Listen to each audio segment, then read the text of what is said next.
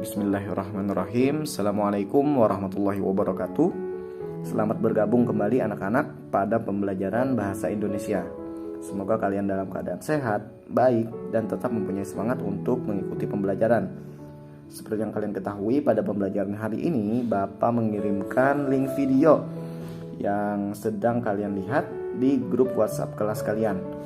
Berbeda dengan pertemuan yang lain, pada kesempatan kali ini kita akan menggunakan media video dalam pelaksanaan pembelajaran, dan Bapak sangat berharap kalian bisa memaksimalkan pembelajaran dan meningkatkan kualitas diri masing-masing.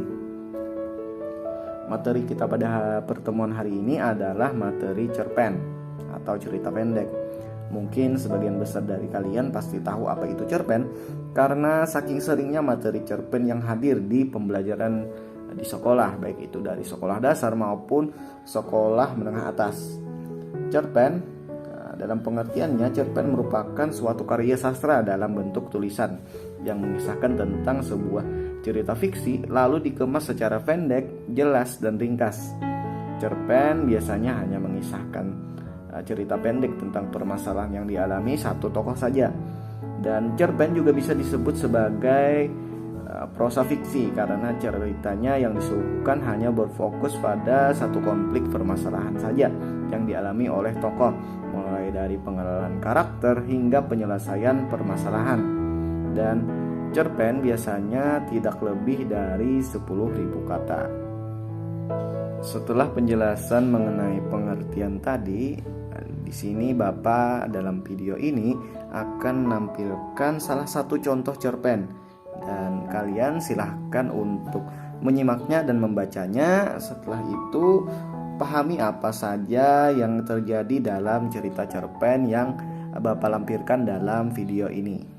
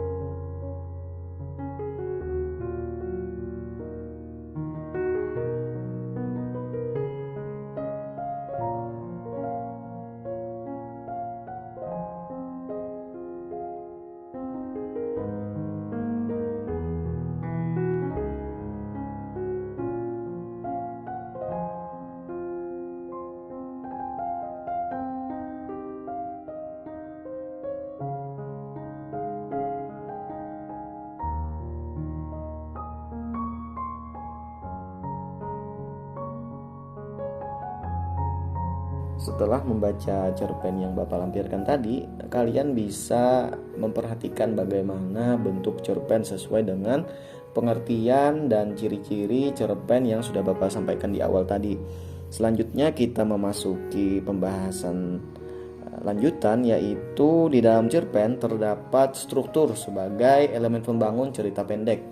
Di antaranya ada abstrak, orientasi, komplikasi, evaluasi, resolusi, dan koda. Nah, yang pertama pembahasan mengenai abstrak.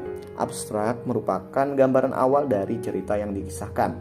Abstrak sendiri bersifat opsional yang artinya bisa ada dalam cerpen dan juga bisa tidak ada di dalam cerpen itu sendiri. Yang kedua ada orientasi. Nah, orientasi biasanya menjelaskan tentang latar cerita seperti waktu, tempat, suasana yang digunakan dalam penggambaran cerpen. Selanjutnya yang ketiga, komplikasi. Komplikasi menjelaskan tentang struktur yang berkaitan dengan permasalahan yang dihadapi oleh tokoh yang berkaitan dengan hubungan sebab akibat. Yang keempat ada evaluasi. Nah, pada bagian evaluasi ini terjadi konflik masalah yang semakin memuncak, yang mana konflik tersebut sudah mendekati klimaks, di mana sampai mendekati bagian akhir. Dan bagian kelima yaitu resolusi. Nah, di bagian resolusi ini merupakan bagian akhir dari permasalahan yang terjadi pada cerpen. Biasanya pada resolusi ini terdapat penyelesaian dari permasalahan yang dialami oleh tokoh yang ada di dalam cerita. Dan terakhir ada koda. Koda merupakan nilai atau pesan moral yang terdapat dalam cerpen yang biasanya disampaikan secara tersirat maupun tersurat. Selanjutnya ialah pembahasan mengenai unsur pembangun cerpen. Nah, dalam unsur pembangunnya ada 8 unsur yang ada di dalam cerpen, yaitu yang pertama tema, tokoh, penokohan, alur, latar atau setting, sudut pandang, dan gaya bahasa, dan terakhir ada amanat. Nah, yang pertama kita membahas mengenai tema. Tema adalah gagasan yang menjalin struktur isi cerita. Tema jarang dituliskan secara tersurat oleh pengarangnya untuk dapat merumuskan tema cerita fiksi, di mana seorang pembaca harus mengenali unsur-unsur intrinsik yang dipakai oleh pengarang untuk mengembangkan cerita fiksinya. Selanjutnya yang kedua ada tokoh. Tokoh merupakan pelaku pada sebuah cerita. Tokoh adalah individu rekaan yang mengalami peristiwa di dalam cerita. Dan ketiga ada penokohan. Penokohan adalah cara pengarang dalam menggambarkan dan mengembangkan karakter tokoh-tokoh di dalam cerita. Dan keempat ada alur atau sering disebut plot.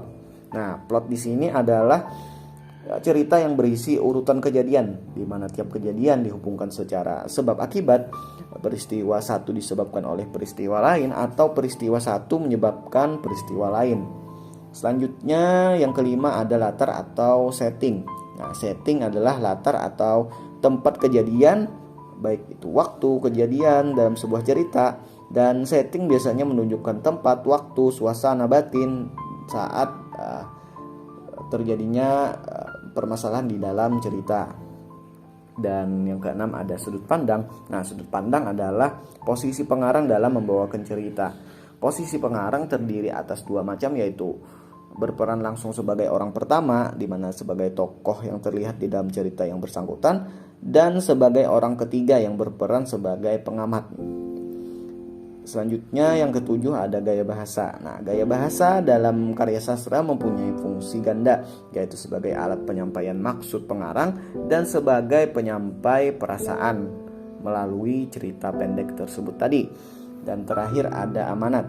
Nah, amanat merupakan ajaran moral atau pesan didaktis yang hendak disampaikan oleh pengarang kepada para pembaca melalui karyanya. Nah, pesan bisa berupa harapan, nasihat, dan sebagainya. Dan terkadang amanat ini tidak tersurat dan juga bisa juga tersirat, tergantung bagaimana cara pengarangnya ingin menyampaikan amanat tersebut tadi di dalam karyanya. Itulah tadi materi singkat mengenai cerpen, dan Bapak harapkan kalian bisa memahami dan belajar mandiri saat di rumah agar menambah wawasan dan pengetahuan kalian tentang cerpen. Selain itu, setelah kalian selesai menonton video ini, Bapak ingin memberikan tugas mengenai materi cerpen yang mana kalian harus memberikan tanggapan atau komentar yang dimuat ke dalam video. Dan nantinya tolong kepada ketua kelas agar mengumpulkannya ke dalam Google Drive kelas dan kirimkan linknya kepada Bapak jika sudah selesai.